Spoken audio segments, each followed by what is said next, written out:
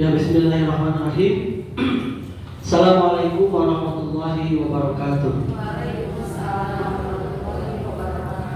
Ya, yang terhormat Ibu Kepala SDN 2 Cikajang, juga Bapak Ibu Guru yang saya hormati. Baiklah, pada kesempatan kali ini saya akan mencoba memaparkan aksi nyata budaya positif yang memang kegiatan ini merupakan tugas pada modul 1.4 pada pendidikan guru penggerak angkatan 10. Dan alhamdulillah pada kesempatan kali ini Bapak Ibu semuanya berkenan untuk terlibat dan juga mendukung terkait dengan tugas yang saya laksanakan. Mudah-mudahan kita semua bisa bekerja sama melalui kegiatan ini, dan mohon bimbingan Bapak Ibu Guru apabila ada hal-hal yang memang nantinya perlu diperbaiki dari apa yang akan saya sampaikan pada hari ini. Baiklah Ibu, Bapak yang saya hormati, sebelum kegiatan dimulai, mungkin seperti biasa untuk mencairkan suasana, apalagi setelah makan siang tentunya akan ngantuk mah sok ayatnya. Maka dari itu silakan kita berdiri bersama-sama. Jadi sambil menegangkan dan meratakan perut, meratakan isi perut supaya rata. Nah, ada satu permainan gini. Bapak Ibu cukup ikuti instruksi saya. Kalau saya katakan halo, Bapak Ibu ucapkan hai. Halo, hai. Halo, hai. Kalau saya hai, Bapak Ibu halo. Bisa? Coba kita coba. Hai. Halo. Halo. Hai. Halo. Ya, halo. Hai. Hai. Halo. Hai, halo, halo, hai. Hai, halo, halo. Hai, halo, hai, halo. Oke, mudah-mudahan membantu semua. Nah, sekarang kalau saya bilang satu, Ibu cukup angkat tangan kanan tepat ke pundak temannya. Hey, satu, satu, satu. Satu. Bagus. Dua, kalau dua cukup ini. Asik. Siap. Dua.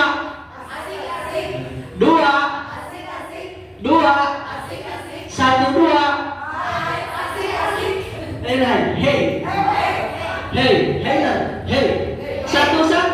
Hey. Satu. Satu, dua. Dua.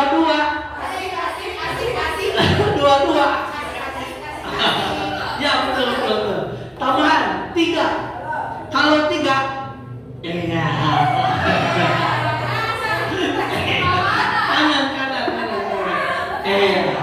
Saya coba. Tiga.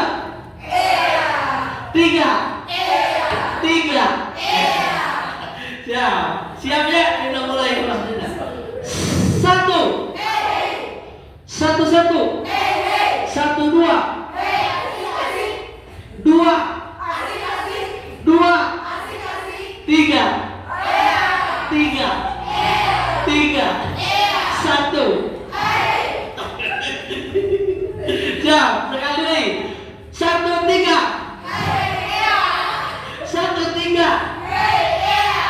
Tiga. Oke, tepuk tangan buat kita semua. Oke, boleh duduk kembali. Lumayan aja ada konsentrasi.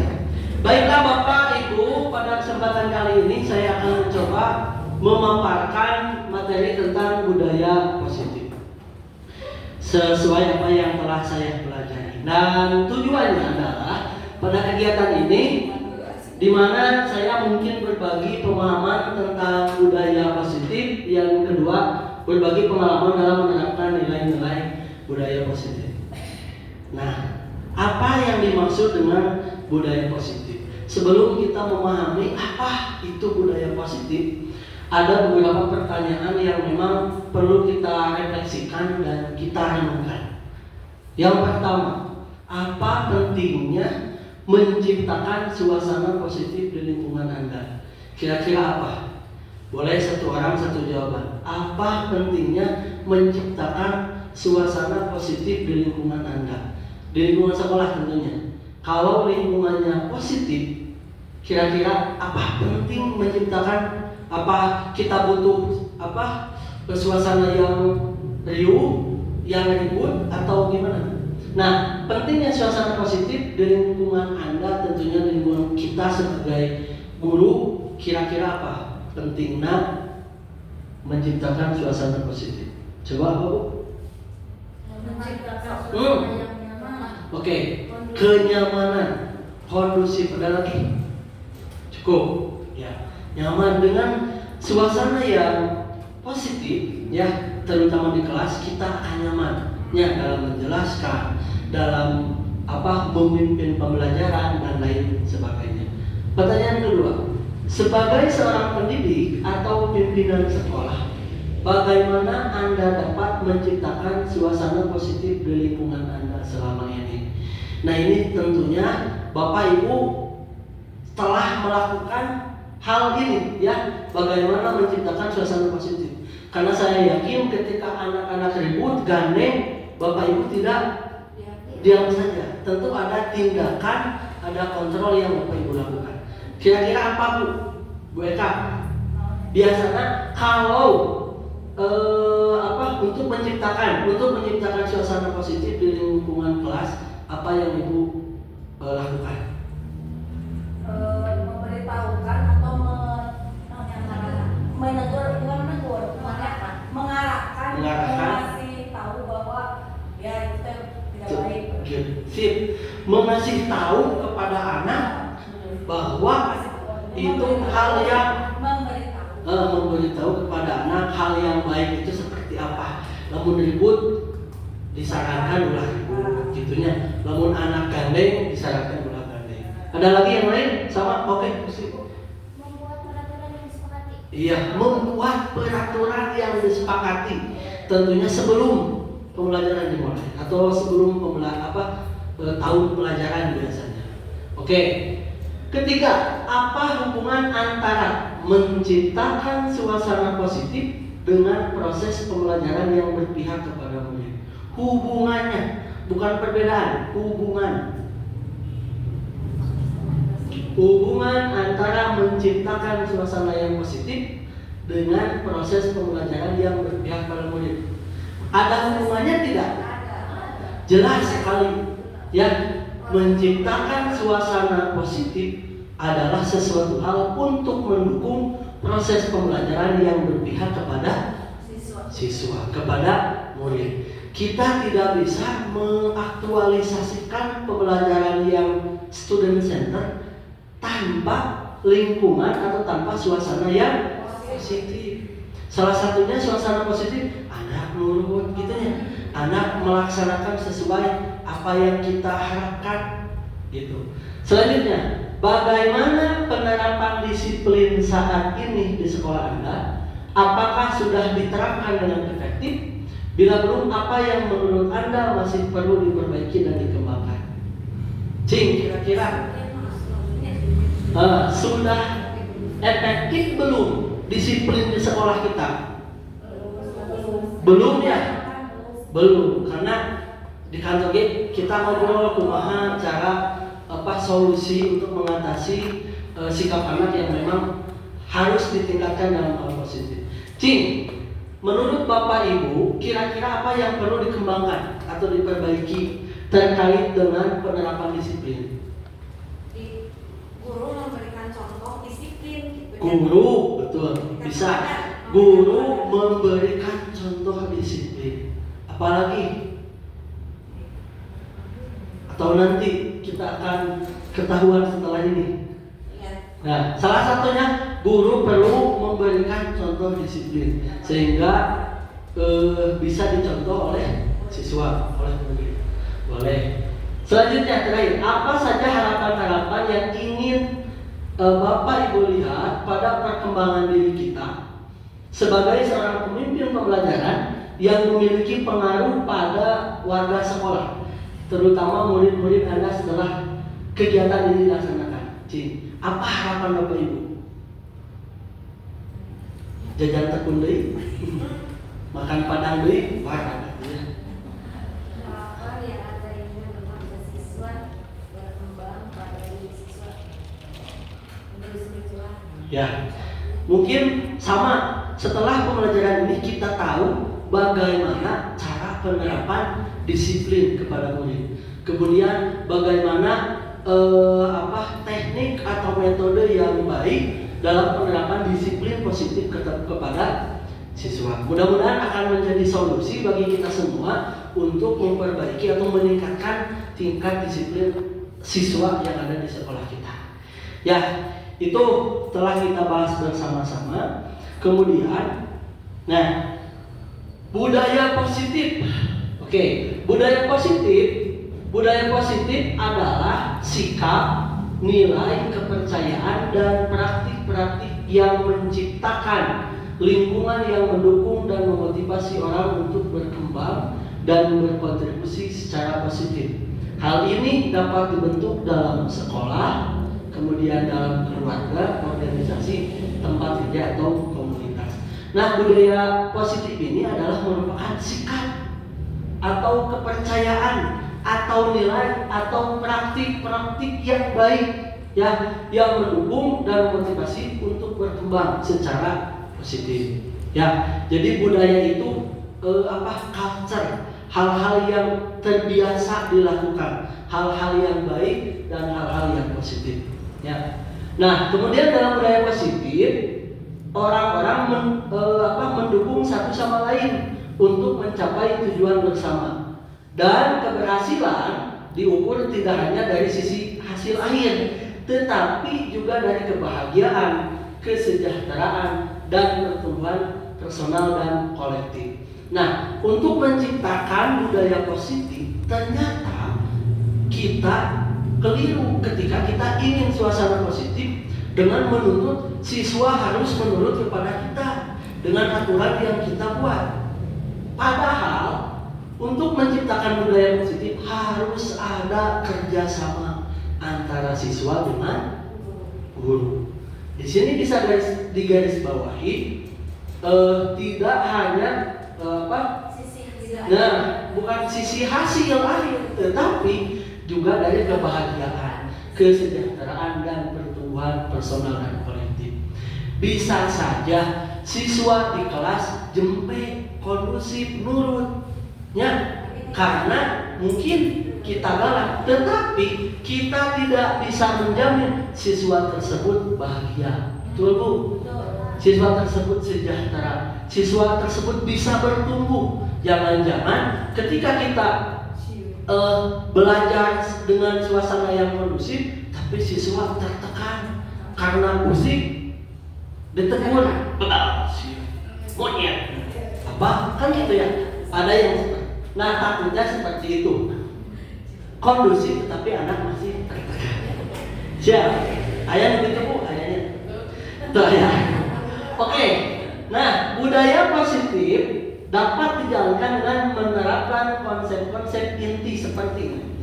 Disiplin positif, kemudian memahami motivasi perilaku manusia berkaitan dengan hukuman, penghargaan, posisi kontrol, kebutuhan dasar manusia, pembuatan keyakinan kelas yang tadi Bu Sri utarakan, dan juga penerapan segitiga restitusi dalam penyelesaian masalah. Insya Allah kita akan bahas satu persatu. Yang pastinya seorang guru yang baik harus dapat mewujudkan budaya positif di sekolah. Oleh apa? Nah, oleh beberapa poin yang ada di sini. Ya, disiplin positif, memahami motivasi perilaku manusia, hukuman, penghargaan, lain sebagainya. Nah, sekarang coba berpasang-pasangan Bu, paradigma perubahan paradigma. Coba berpasang-pasangan, satu orang memegang satu benda apa saja. Dipegang boleh? Kayak berpasang-pasangan Bu Sri sama Bu Eka, boleh. Ki sama Bu Ade Selma sama Bu Eka, Bu Iki sama Ibu Kepala Sekolah, Bu Eka.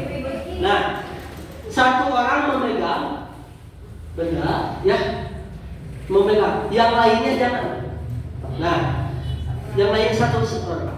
Nah, usahakan tugasnya yang memegang benda, ya, pegang benda tersebut, jangan sampai dibuka, jangan lepas. Badai kumaha wae. Ya. Nah, tugas yang kedua membuka. Ya, boleh caranya dengan membujuk, dengan nyarekan, dengan naon namanya teh ngolo badai ayeuna mayar. Boleh. Nah, badai ngarayu, ya, nu pastina benda yang dipegang adalah sesuatu yang berharga. Walaupun tugas anu megang mah ulah lepas. Nah, balik di bunga-bunga. Tapi anu temegang kudu ngalepaskeun benda anu nuju dipegang ku temannya. Siap? Oke, waktunya 30 detik mulai. Sok, balik bunga wae.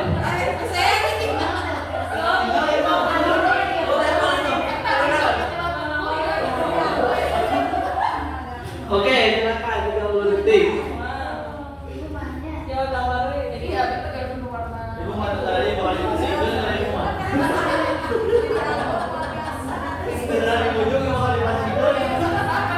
Coba dengan cara lain, silakan.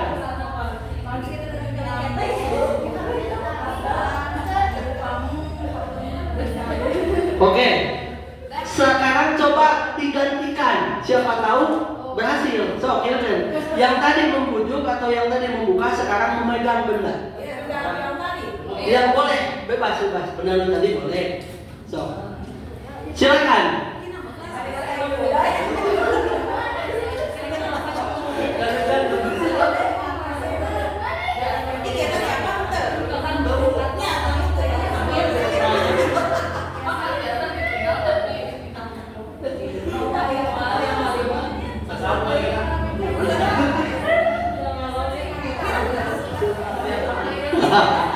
Sudah cukup, Ibu.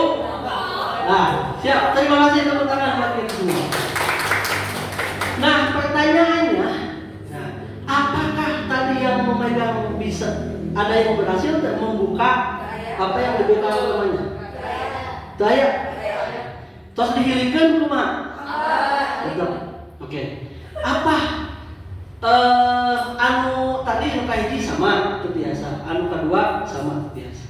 Nah, dari hal tersebut bahwa sesuatu hal yang sesuatu hal hanya kita yang dapat mengontrol diri kita sendiri, termasuk sikap anak. Ya, anak bisa mengontrol sikap, disiplin, tanggung jawab, empati, dan lain sebagainya. Hanya timbul dari anak itu sendiri. Ya, aku guru bisa dengan catatan paling jangka pendek karena mereka takut. Ya, mereka hanya menghargai. Nah, itu yang dibutuhkan untuk penumbuhan budaya positif, disiplin positif, bukan dari eksternal tapi dari internal diri sendiri. Meskipun dipasang uang 1 juta, kita tidak bisa membuka karena uangnya tak ada. Karena sesuatu hal tersebut sangat berharga bagi kita. Itu erat kaitannya sama halnya dengan penumbuhan karakter budaya positif terhadap anak itu sendiri. Nah, teori kontrol Dr. William Glasser punya. Nah, ada beberapa ilusi yang berkembang meluruskan beberapa miskonsepsi tentang makna kontrol. Yang memang sebelum saya membaca ini, memang saya juga tidak memahami ya terkait dengan ini. Nah, setelah membaca teori kontrol Dr. William, nah, yang pertama, ilusi guru mengontrol murid, bohong. Ketika kita berbicara pokoknya murid bisa dikontrol guru, bohong. Ya, bisa wae, cuma jangka pendek. Nah, hanya sementara.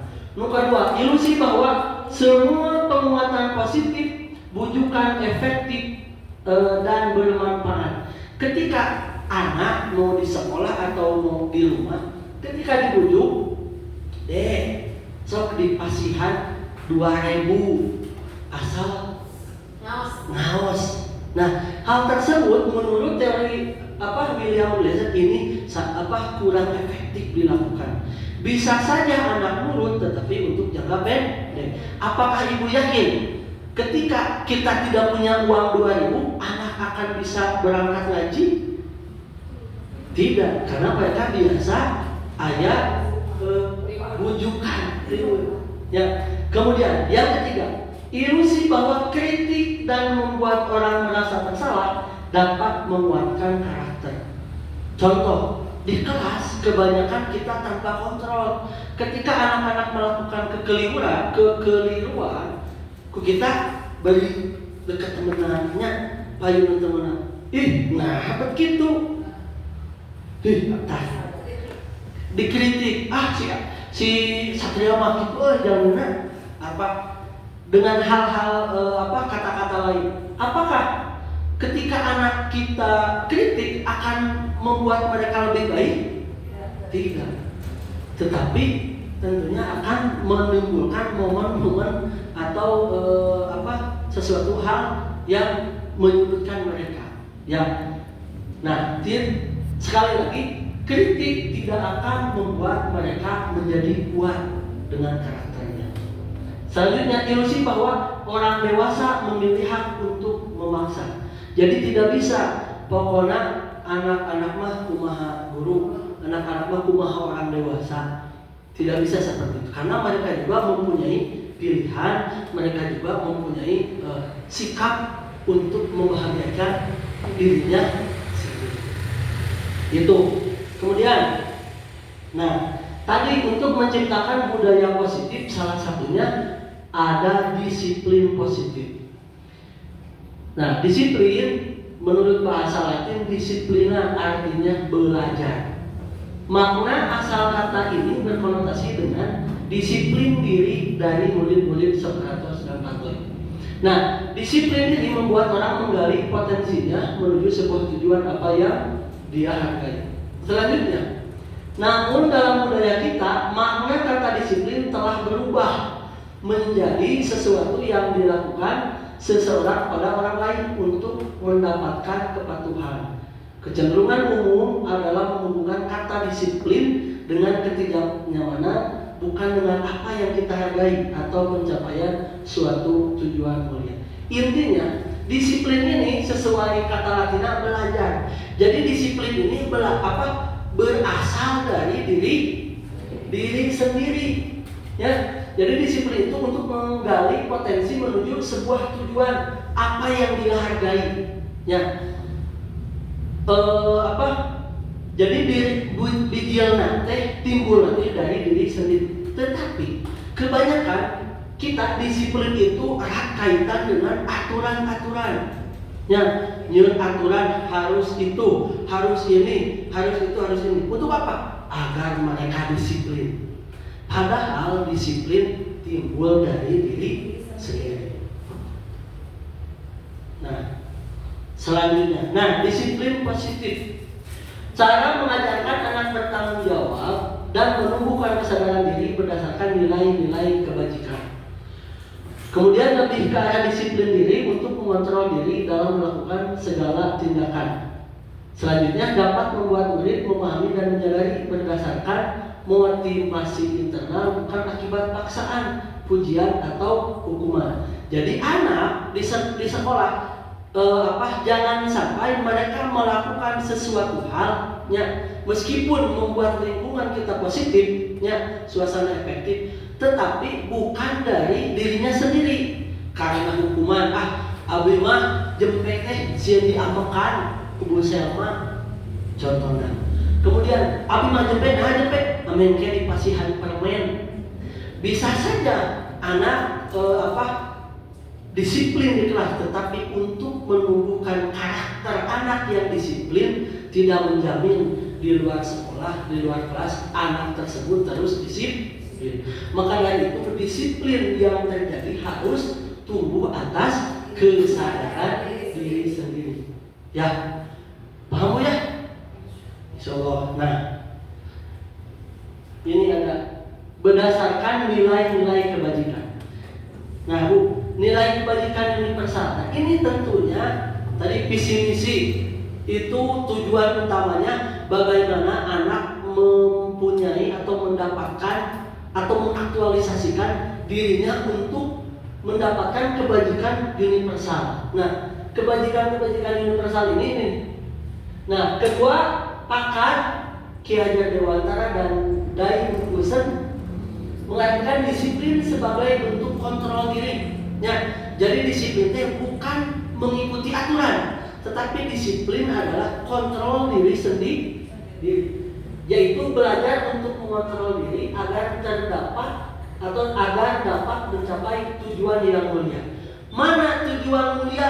Nah, di antaranya ini hasil dari disiplin ini, ya, diharapkan siswa atau kita mendapatkan kebajikan, nilai kebajikan ini: peduli, ya, rajin, integritas, rasa hormat, keberanian, kebahagiaan, dan lain sebagainya. Nah, ini beberapa nilai kebajikan yang tentunya kita percaya apa yang kita terapkan meskipun belum sesuai dengan teori yang benar, tentunya kita mengharapkan siswa tersebut mendapatkan nilai kebajikan seperti ini. Betul Bu ya? Jadi budak teh hayang percaya diri, budak teh hoyong baik hati, hoyong kreatif. Nah ini Bu ya, paham Bu? Saya itu cerapnya.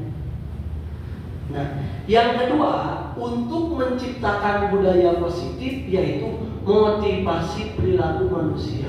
Kita sebagai guru harus memahami bagaimana motivasi perilaku manusia, yaitu dengan murid itu sendiri. Pertama, motivasi perilaku manusia pertama biasanya untuk menghindari ketidaknyamanan atau hukuman. Tadi disebutkan teh urang menurut karena sih dihukum. Punya kebanyakan ketika kita mengendarai motor, kadang contohnya memakai helm, apakah kita ingin selamat atau kita alim ditilang? Kebanyakan sieun ditilang karena kurang keyakinan kita. Ya ada maut matos di dituna. Padahal kalau kita yakin memakai helm meminimalisir kita ketika celaka. Gitunya. Kemudian perilaku manusia selain menghindari hukuman, kadang ingin mendapatkan imbalan atau penghargaan dari orang lain. Ya, hoyong kapuji, hoyong mempunyai hoyong ada pengakuan dari orang lain. Ya. Nah, kedua, hukuman dan penghargaan. Kira-kira kalau kita menaiki motor tadi, kita tahu mual aya gajian di Mundul atau di Ciberem, ya, apakah kita akan memakai helm atau tidak? Nah, kalau kita yakin memakai helm untuk keselamatan yang timbul dari diri sendiri, pada ayah ditilang, ayah razia atau tidak, kita tentunya akan memakai helm. Tetapi kalau kita karena sieun razia, seperti saya biasanya dua rajian, ayo gas kuy. Nah, kemudian imbalan, ya. Kalau kita melakukan sesuatu karena imbalan, pujian verbal ataupun penghargaan sesuatu, ketika ada penghargaan atau tidak ada pujian, apakah kita yakin melakukan sesuatu atau tidak? Tidak, ya. Seperti anak juga kalau biasa dikasih penghargaan, biasanya ketika tidak ada penghargaan, anak tidak ingin melakukan hal tersebut. Nah, yang penting untuk menerapkan motivasi perilaku manusia adalah motivasi internal, yaitu motivasi yang berasal dari dirinya sendiri. Anu tadi teh, ya.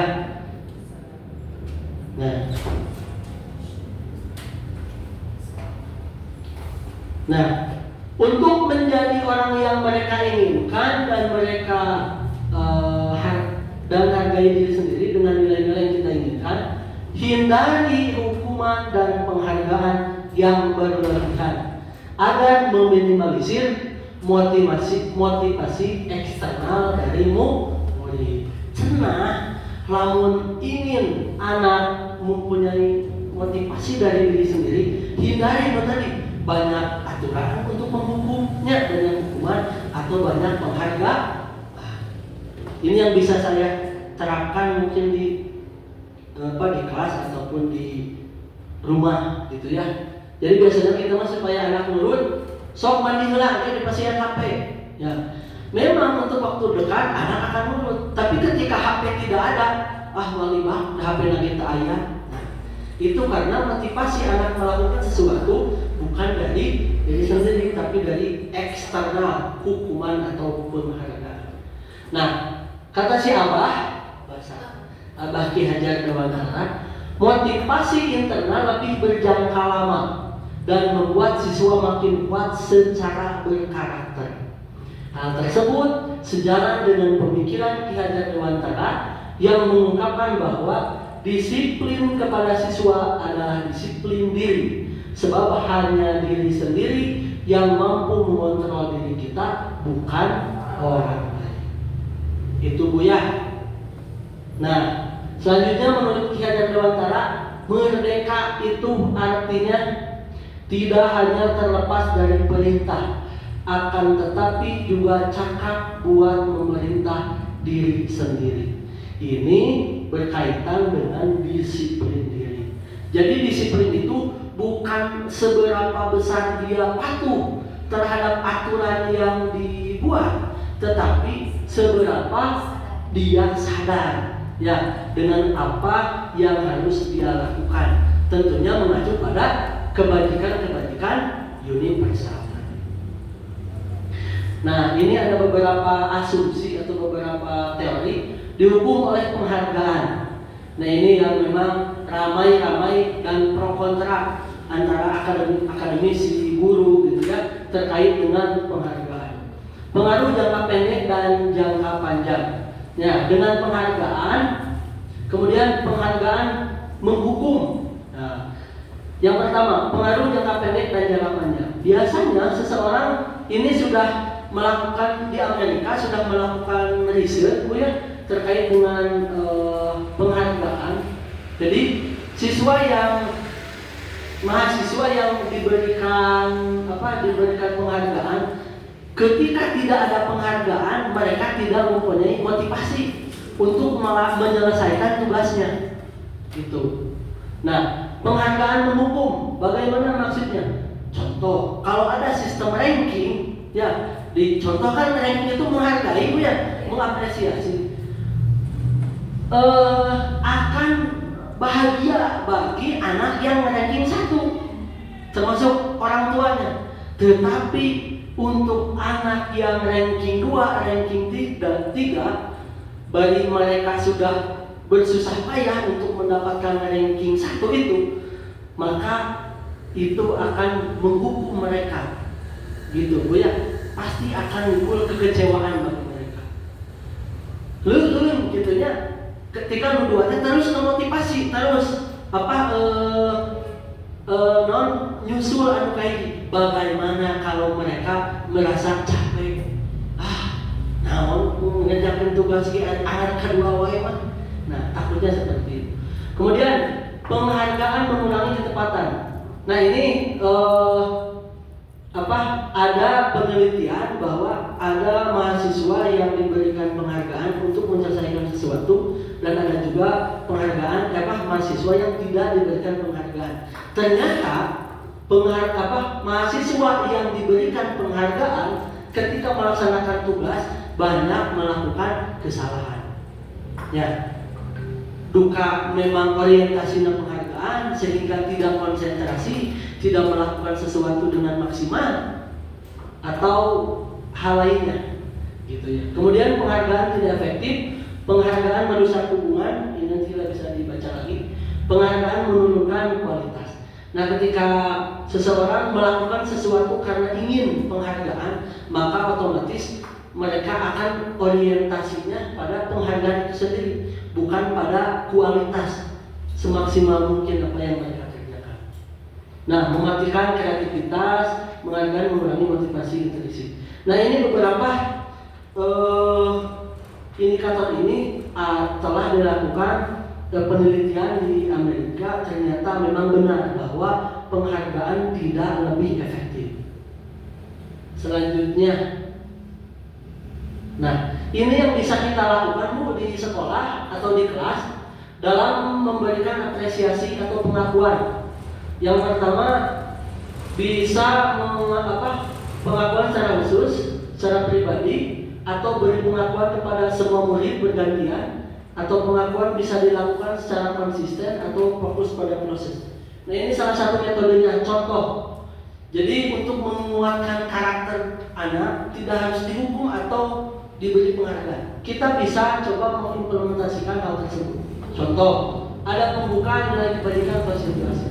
Kita bisa ketika ada anak melakukan hal-hal kebajikan, kemarin saya perhatikan rasa empatimu besar sekali pada saat menolong murid baru di kelas kita. Jadi ini situasinya ketika kita melihat kebajikan-kebajikan yang dilakukan oleh siswa, contohnya siswa menolong murid baru, kita bisa ungkapkan apresiasi seperti ini. Nah, kemarin Ibu perhatikan rasa empatimu besar sekali saat kamu menolong murid baru di kelas kita.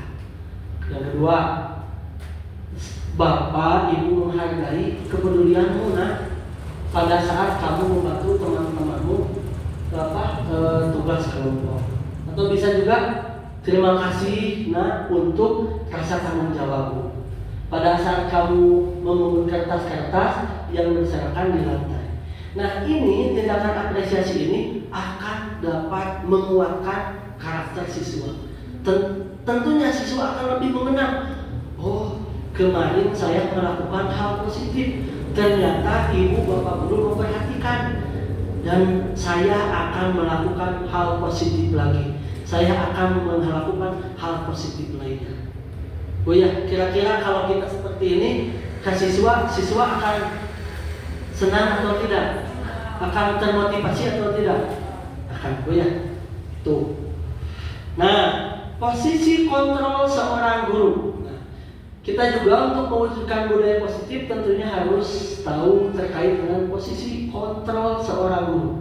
Guru bisa jadi penghukum, bisa jadi pembuat merasa bersalah, bisa sebagai teman, bisa sebagai pemantau, atau bisa sebagai manajer. Kira-kira yang lebih baik sebelum kita lihat video, guru posisi kontrol sebagai posisi kontrol guru bagusnya seperti apa? Teman, manajer, pemantau atau menghukum?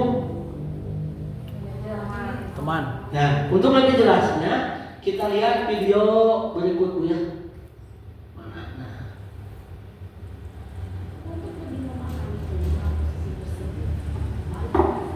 Kasus Naren yang terlambat hak. Salam bahagia ibu dan bapak guru hebat. Dalam penerapan disiplin positif restitusi, salah satu program yang dikembangkan adalah 5 posisi kontrol. 5 posisi kontrol dalam restitusi adalah proses perjalanan seorang pendidik agar dapat mengenali dirinya. Pada video kali ini, kita akan membahas tentang 5 posisi kontrol yang dikembangkan oleh Diane Dawson dan contoh penerapannya.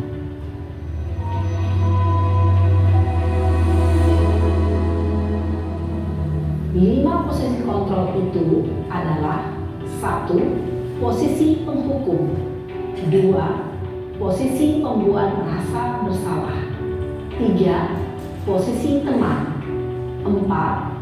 Posisi pemantau atau monitor, dan 5. Posisi manajer. Untuk lebih memahami kelima posisi tersebut, mari kita saksikan kasus Naren yang terlambat hadir 20 menit di sekolah dan melihat bagaimana kelima posisi kontrol dalam menghadapi masalah tersebut.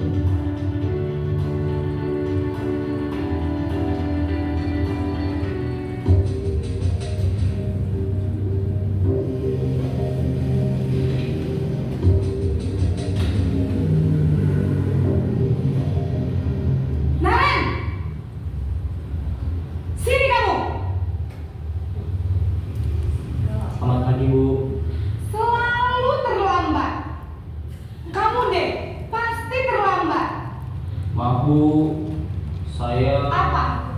Apa coba? Alasan kamu apa lagi? Kapan sih kamu tidak terlambat? Malas sekali ya kamu jadi anak. saya Dasar pemalas. Gak kapok-kapok sih kamu. Sudah berapa kali terlambat? Sana, kamu keliling lapangan basket 2 kali. Kenapa saya harus keliling lapangan basket, Bu? Kenapa? Kamu melawan ibu. Berani-beraninya jawab. Sudah terlambat, masih berani jawab pula. Sekarang, keliling lapangan basket 5 kali sekalian. Biar kapok. Cepat. Pergi sana ke lapangan basket.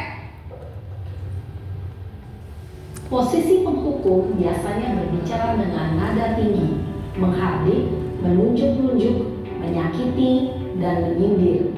Hukuman bisa berupa fisik maupun psikis. Ibu dan bapak guru hebat. Dampak yang terjadi pada murid ketika guru berada pada posisi penghukum adalah murid cenderung akan memberontak, bahkan menyimpan dendam.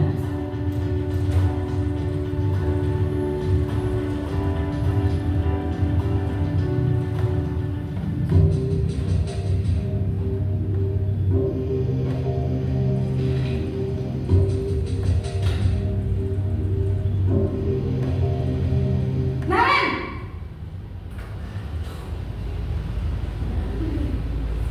Selamat pagi, Bu. Naren.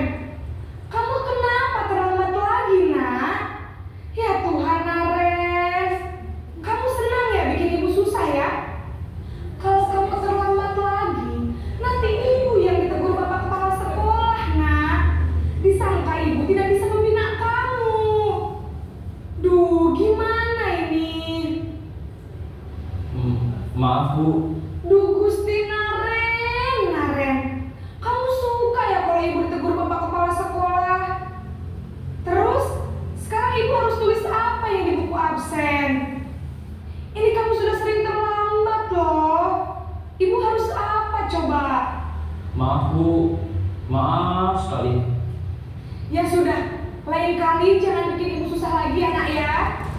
Ibu tidak akan kuat lagi kalau kamu gini terus. Bisa jantungan kalau ibu ditegur bapak kepala sekolah. Sana cepat ke kelas. Maaf ya, Bu. Maaf sekali. Posisi pembuat rasa bersalah berbicara dengan nada tenang, cenderung lembut. Namun kata-kata yang diutarakan membuat murid merasa menjadi orang yang gagal, memandang buruk dirinya sendiri, merasa tidak berharga, dan tidak sanggup membahagiakan orang lain. Ketika guru mengambil posisi pembuat rasa bersalah, murid akan menganggap dirinya yang bersalah dan ia akan menyimpan emosi negatif tersebut di dalam dirinya.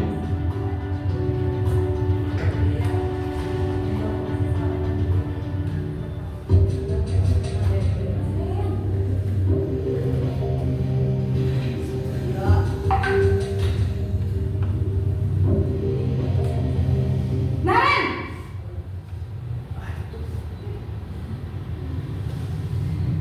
Selamat pagi, Bu. Wah, sudah jam berapa ini nak? Terlambat lagi ya sayang. Iya, Bu. Habis ibu saya lupa bangunkan saya, Bu. Kamu malah menyalahkan ibu kamu. Kamu bukannya anak yang larinya paling kencang. Kok terlambat sih? Iya, Bu. Saya memang terlambat bangun tadi. Jadi, biarpun saya lari kencang, tetap gak kekejar, Bu. Ya sudah sana. Nanti lain kali larinya lebih kencang lagi ya. Biar gak terlambat lagi. Bikin seneng ibu. Demi ibu. Bisa kan? Bisa lah, Bu. Ya sudah sana masuk kelas. Ibu beresin urusan absen kamu. Kamu ini ada-ada saja. Dalam posisi teman, guru berbicara dengan nada suara ramah, akrab, cenderung bersenda gurau untuk menjaga suasana tetap santai. Murid akan merasa senang, aman, dan akrab dengan guru. Identitas yang tercipta adalah identitas sukses atau berhasil. Namun, perlu diingat, karena ini masih dorongan eksternal, maka ada faktor ketergantungan dari murid kepada orang tertentu. Di sini guru aksennya, sehingga di lain waktu murid bisa berperilaku baik, namun hanya kepada orang-orang tertentu saja.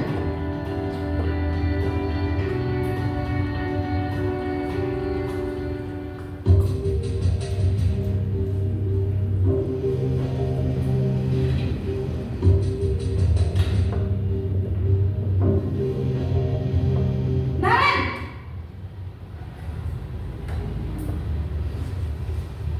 Selamat pagi Bu. Naren, apa peraturan sekolah kita tentang jam berapa kita harus masuk sekolah, nak? Kita harus di sekolah jam 7 Bu. Iya betul, sekarang sudah jam 7.20. Naren sudah tahu konsekuensinya jika terlambat hadir. Paham Bu, saya harus tinggal kelas pas jam istirahat selama 20 menit. Iya benar, konsekuensinya demikian. Jadi nanti jam 9.30 pas istirahat, kamu harus tinggal di kelas, kerjakan tugas tambahan untuk ketertinggalan kamu, ya? Baik Bu. Posisi pemantau mengandalkan penghitungan atau data untuk mengontrol murid. Guru mengarahkan murid berdasarkan peraturan dan konsekuensi. Seorang pemantau menunjukkan bahasa tubuh dan ekspresi wajah yang datar dan cenderung formal.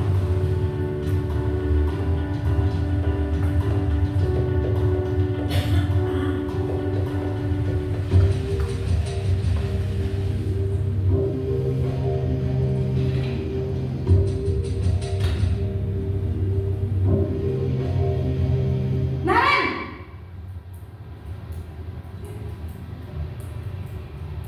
Selamat pagi Bu. Selamat pagi Naren. Maaf Bu, saya terlambat. Iya, sekolah masuknya jam 7, sekarang sudah jam 7.20. Jadi sekarang bagaimana nih Naren? Maaf Bu, saya lupa setel alarm saya semalam. Baiklah, menurut kamu, keyakinan sekolah yang mana yang perlu kamu tingkatkan?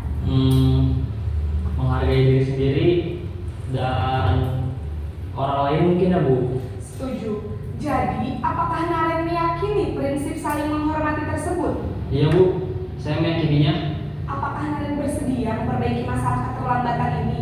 Bersedia Bu. Bagaimana kamu akan memperbaiki masalah keterlambatan ini? Saya akan coba untuk tidak lupa menyetel alarm saya Bu. Baik, kalau Naren lupa menyetel alarm di rumah, ada orang yang kira-kira bisa bantu mengingatkan tidak? Ada Bu, kakak saya, Kak Emma. Ada lagi selain Kak Emma? Selain Kak Emma, ada ibu saya. Baik, jadi yang mengingatkan Naren adalah Kak Emma dan ibu kamu ya? Kira-kira akan mulai setel alarm kapan nih Naren? Setelah pulang sekolah, akan segera saya lakukan. Baik, jadi Naren akan setel alarm untuk bangun besok pagi dan akan diingatkan oleh kakak dan ibunda Naren ya. Ada lagi yang mungkin perlu dilakukan Naren agar tidak terlambat bangun lagi. Tidak ada Bu. Baik Naren, terima kasih untuk kerjasama kamu. Sekarang kamu perlu kembali ke kelas untuk belajar. Baik Bu, terima kasih. Posisi manajer adalah posisi kontrol yang disarankan untuk membimbing murid memiliki sikap disiplin yang positif, yaitu murid yang mandiri, bertanggung jawab, dan dapat memecahkan masalah. Tujuan dari posisi ini adalah agar murid dapat berefleksi atas tindakannya. Guru akan dengan tulus memberikan pertanyaan-pertanyaan bermakna, sehingga membuat murid dapat belajar dari kesalahannya dan mencari sebuah solusi untuk menyelesaikannya. Ibu dan Bapak guru hebat. Manajer. Itu Bu, tepuk tangan dulu Bu, kasih dulu itu.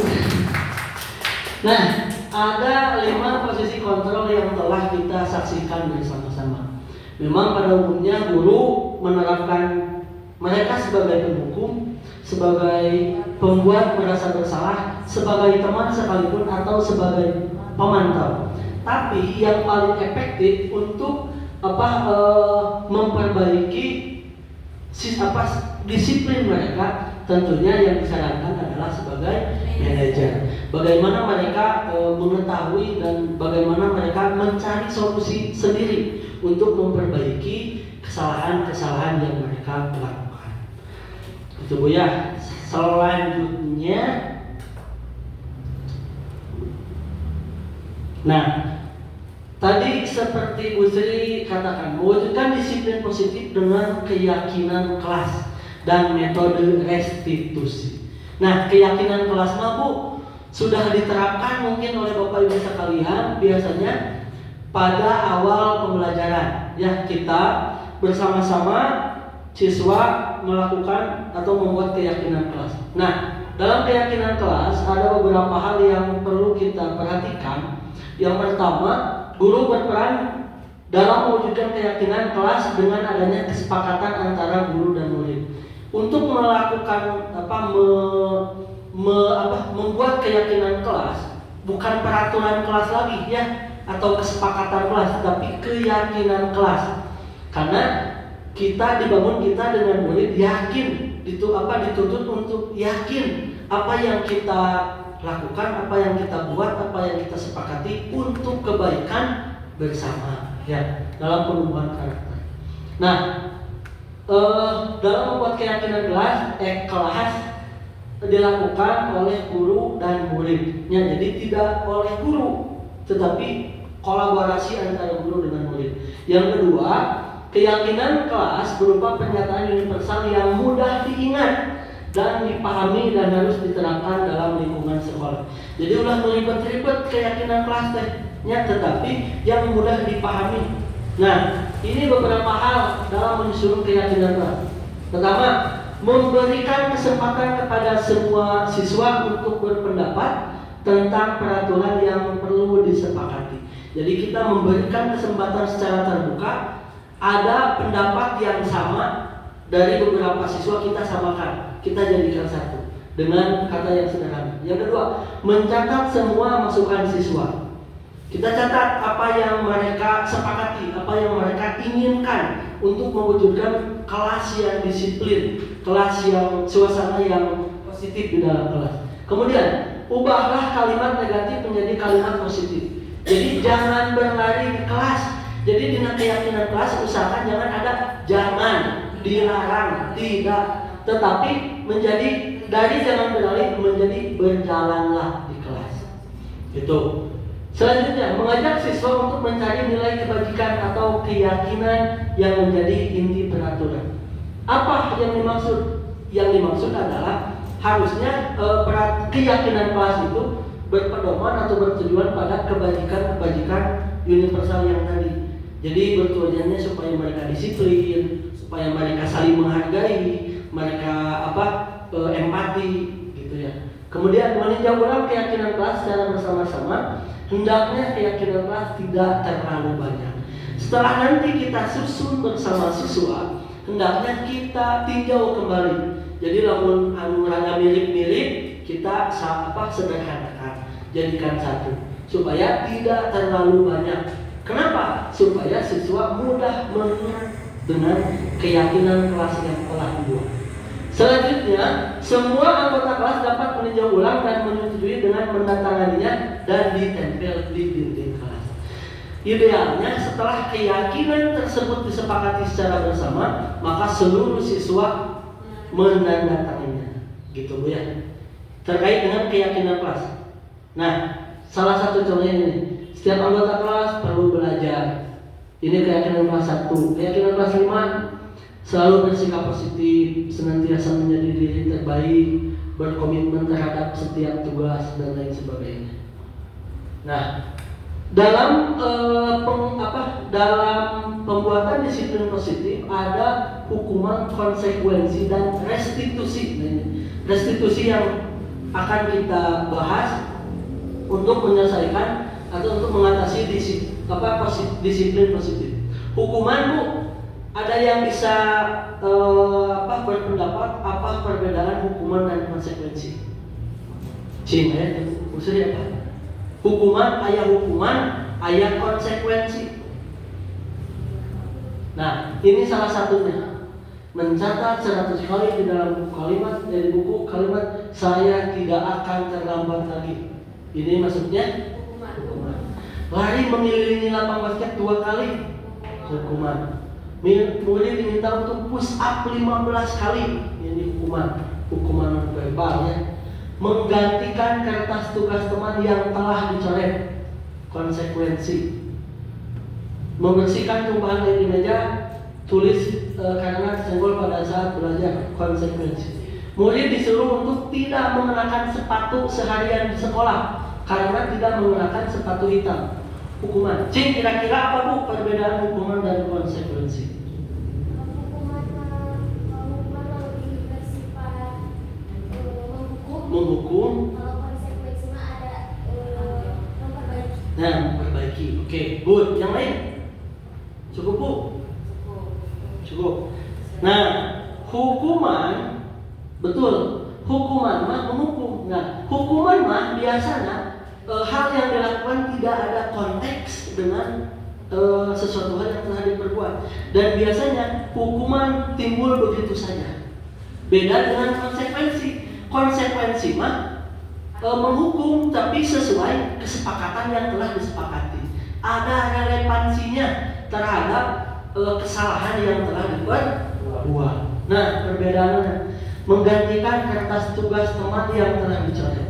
Lamun siswa terlambat, kemudian mereka harus berkeliling mengelilingi lapangan, aya hubungan nanti Bu? Tidak ada. Itu yang dimaksud dengan hukuman.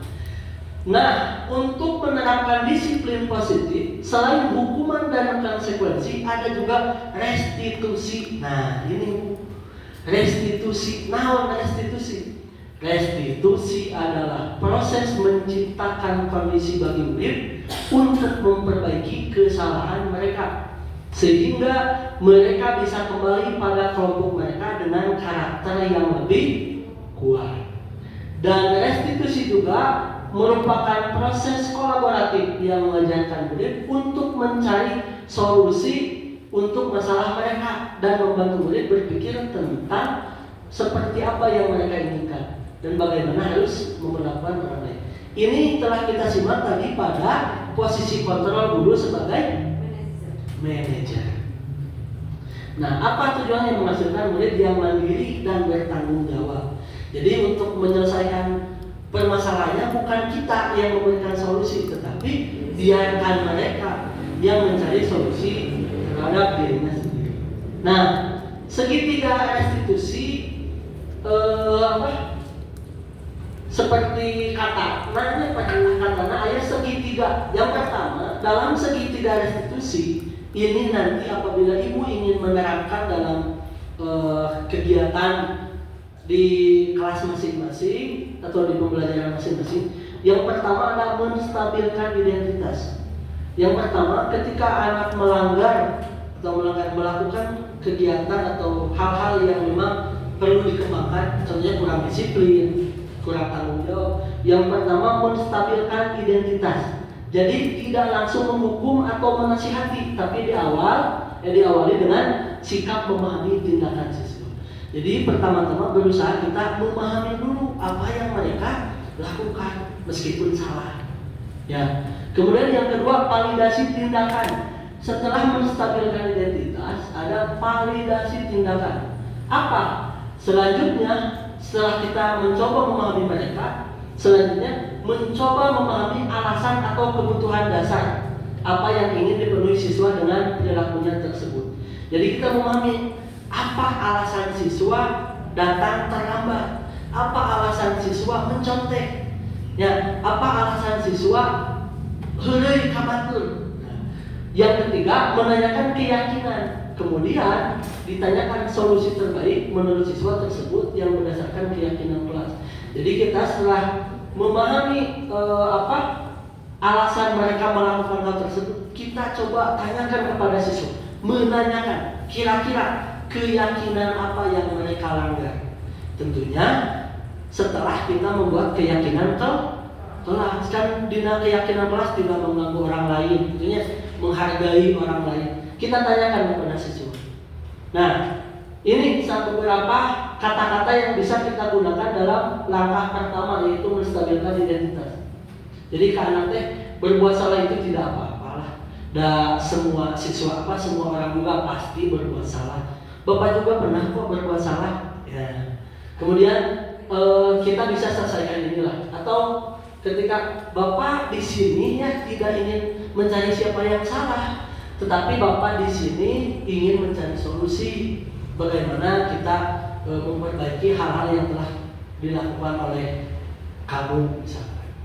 Kamu berhak merasa begitu, atau apakah kamu sedang menjadi teman yang baik buat dirimu sendiri? Nah, kita bisa memakai beberapa kata-kata ini ketika anak berbuat salah. Jadi, tenang lah salah mah, Bapak juga dulu pernah kok seperti itu. Itu dulu supaya mereka merasa dipahami. Kemudian validasi tindakan. Nah, kita bisa menggunakan kata-kata ini. Padahal kamu bisa ya melakukan hal-hal yang lebih buruk dari ini. Itu contoh budak ayeuna nepak karena babaturanna ngaganggu. Cenah tadi ningal salupu eka nepaknya karena apa gitu dah kusatria ditajong pun teh tenan naon lah salah itu salah tapi tenan naon lah da babage dulu sama pernah nojok kamu kumaha nepak padahalnya kamu juga bisa nojok 5 kali atau dijak atau najok nyapa biasa. Nah, kita bisa memberikan pemahaman dulu kepada anak.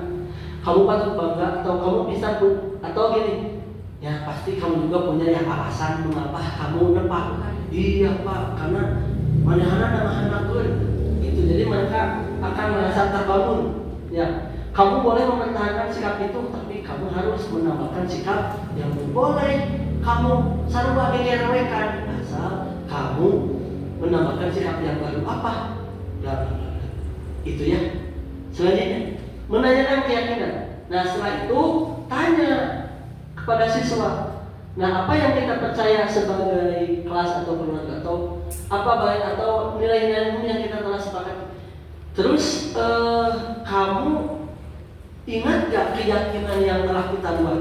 Ingat Pak, ulah gandeng di kelas. Nah setelah itu kan anak yakin ulah gandeng. Nah, anak seperti itu ya. Jadi menanyakan keyakinan yang telah mereka langgar. Apa kamu mau jadi orang seperti apa? Apa bayangan kita tentang kelas yang ideal? Ini kata-kata ini bisa kita gunakan ketika menerapkan segitiga restitusi. Nanti ada videonya. Nah, jadi dalam menyelesaikan sikap disiplin positif kita bisa menggunakan segitiga restitusi. Pertama, menstabilkan identitas. Yang kedua, validasi tindakan yang salah. Yang ketiga, menanyakan keyakinan. Ini dilakukan kepada siswa. Nah, ini contohnya terakhir. Ya. Nah, ini salah satu contoh penerapan segitiga restitusi. Memang dalam penumbuhan karakter disiplin memang menjadi permasalahan apa yang kita alami pada akhir-akhir ini. Bukan hanya kita tapi seluruh guru tentunya sudah dilaksanakan. Iya. Itu teman-teman Cuman dia loading. larinya. Tapi ini saya bisa ya.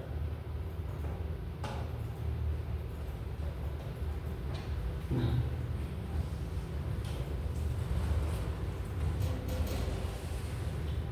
Terakhir, tayangan terakhir video penerapan segitiga restitusi. Siapa tahu atau kita dapat mengimplementasikan pada sekolah kita atau kelas kita ketika kita mendapati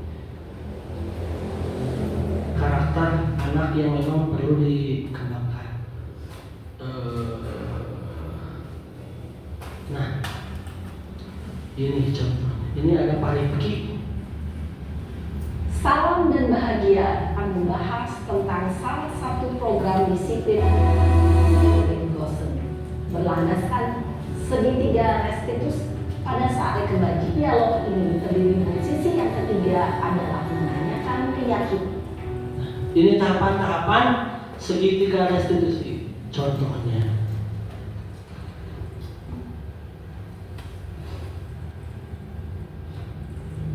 Siang Sarah. Siang Pak. Sudah lama gak ketemu Sarah? Kenapa hari ini ada di sini? Kesel Pak, kesel banget. Masa aku dikatain tukang fitnah Pak? Ya aku marah lah. Aku balik ngatain mereka di depan kelas. Kesel banget. Oh begitu. Ya pasti kamu marah dan kesal. Bapak juga akan marah apabila ada yang menuduh Bapak seperti itu. Kemudian pada saat itu kamu mau melakukan apa? Ya saya langsung ngatain mereka lah Pak. Kesel banget. Saya bentak-bentak dia depan teman-teman lain. Oh begitu. Pasti kamu melakukan seperti itu karena suatu alasan tertentu kan? Iyalah, masa saya diam saja Pak? Ya saya bela diri lah. Masa saya dituduh tukang fitnah? Ya wajar lah. Mempertahankan harga diri itu sesuatu yang penting buat kamu. Untung kamu tidak bertindak lebih gegabah lagi, hanya membentak-bentak. Iya Pak. Untung saya masih bersabar dan hanya membentak saja. Sudah gemes padahal. Saya pasti bela diri lah. Ya pasti ya. Tapi kamu memilih untuk tetap bertahan dan bersabar.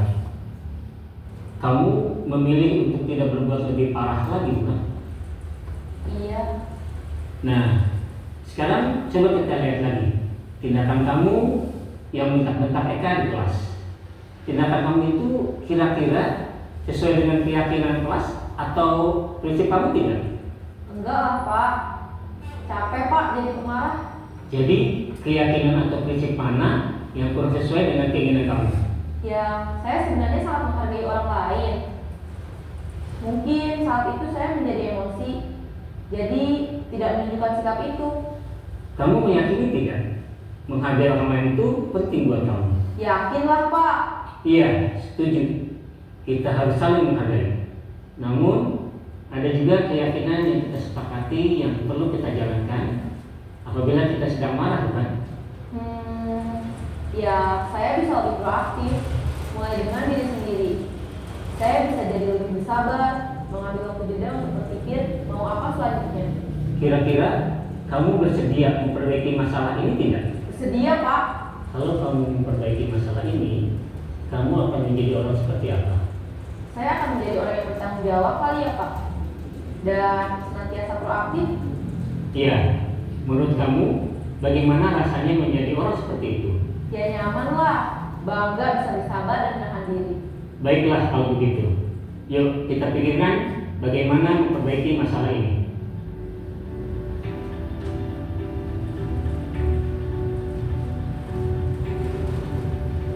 Ibu dan Bapak.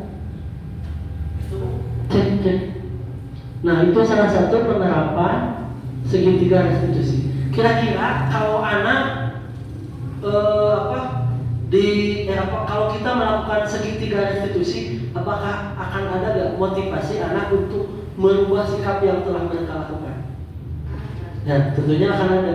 Dan apa yang mereka lakukan tentunya akan timbul dari diri sendiri. Karena mereka yang memecahkan masalah, mereka yang memberikan solusi untuk permasalahan mereka sendiri.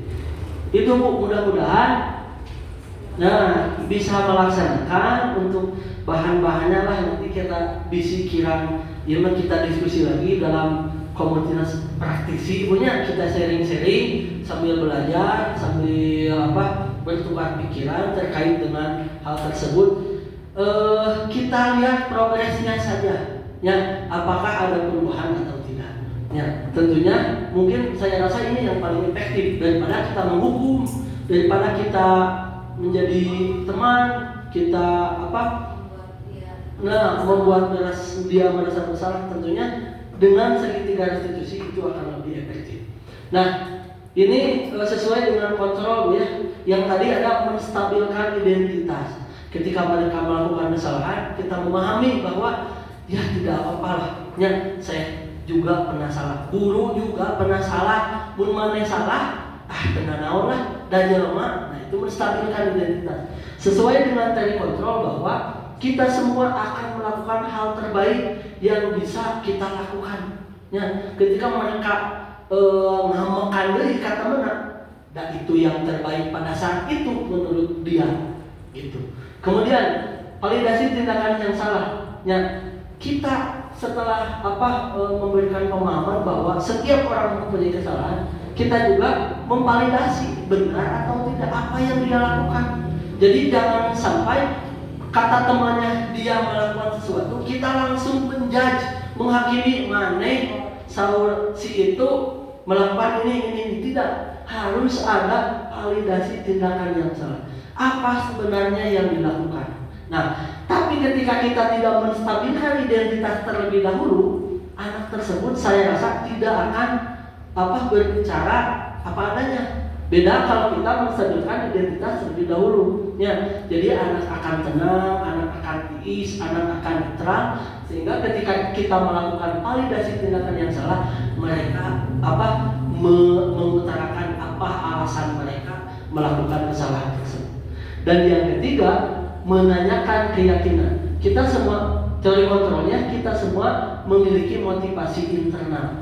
Jadi kemudian menanyakan keyakinan apa yang pernah kita langgar dan apa yang bisa kamu lakukan. Nah, ini erat kaitan dengan kita semua memiliki motivasi internal. Maksudnya kita juga bisa melakukan sesuatu tanpa ada aturan, tanpa ada campur tangan dari orang lain. Itu Bu ya. Nah, selain terakhir, terima padang dan terima tekun. Terima kasih atas perhatian dan atensi Bapak Ibu sekalian. Saya diteruskan punya. Saya terima kasih banyak atas fasilitas dari Ibu Kepala Sekolah, dari rekan guru semuanya. Mudah-mudahan apa yang telah saya sampaikan, bisa kita implementasikan di lingkungan sekolah kita tercinta. Mohon maaf apabila ada kesalahan, mungkin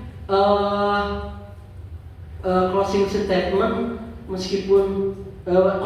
dari saya mungkin meskipun dari bujur hayam kalau endog kita ambil ya, tetapi dari bujur manusia kalau kotoran jangan ambil. Maksudnya ketika ada sesuatu hal yang bisa kita manfaatkan meskipun sedikit, meskipun dari saya mungkin ya, yuk kita implementasikan bersama-sama. Apabila ada kesalahan saya, mohon maaf, mohon bimbingan dari Bapak Ibu sekalian. Itu yang bisa saya sampaikan. Sekali lagi terima kasih atas kerjasamanya. Mohon maaf atas segala kekurangan. Wabillahi taufiq wal hidayah. Wassalamualaikum warahmatullahi wabarakatuh. Tepuk tangan. Terima kasih kameramen. Penumbuhan karakternya, Bu.